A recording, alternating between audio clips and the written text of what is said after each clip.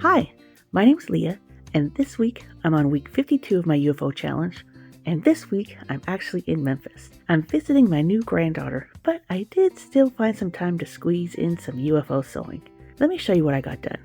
This week started off slow, as I didn't sew anything the first couple of days. I spent Christmas Eve with my family and packing for my trip, and then bright and early Christmas morning we hit the road for Memphis. Most of the time here has been spent enjoying baby snuggles, but I did find some quiet time to work on a couple of projects. I actually packed several projects to keep me busy, probably more than I can get to, but I wanted to be prepared. My first goal this week was to work on the last of the hand applique on my Blooms for Annabelle quilt, but when I opened the box, the top wasn't there.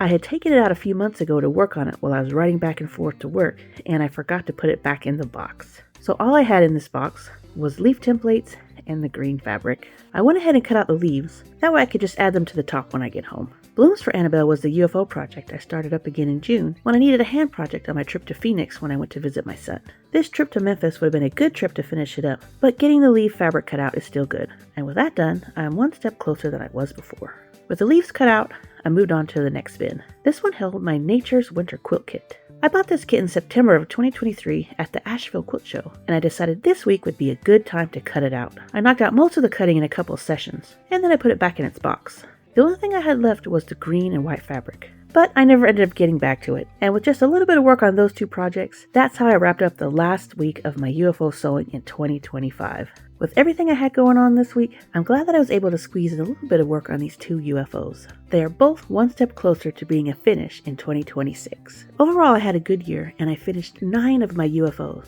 I started out the year with a really big project, my Winter Barn One Block Wonder. Then I moved on to some smaller projects, my 2 Flying Dutchman quilts. From there, I worked on my pastel Dresden quilt. That's the oldest of the 9 that I finished. Next, I moved on to 3 more quick quilts. A baby brick window quilt, a pink Sweet Baby 9-patch, and then a blue version. Then it was back to another time-consuming project, my Pythagoras' Loot quilt. And the last finish for the year, my Flying Colors quilt. I also made some really good progress on my orange spiderweb quilt, and with the projects I prepped this week, I have a good head start on some early finishes in 2026. I'm really glad I decided to start this UFO challenge. Some days I did work more than 15 minutes on a project, but a lot of days I really stuck to that time limit since I had other projects that needed to get done. But just the idea of knowing that I was going to spend at least 15 minutes a day on my UFO projects helped really keep these front and center. And if I wouldn't have started this challenge, these 9 quilts would probably still be sitting in bins and boxes waiting to get finished. I'm definitely going to focus on my UFOs again in 2026 and knock out even more of these projects.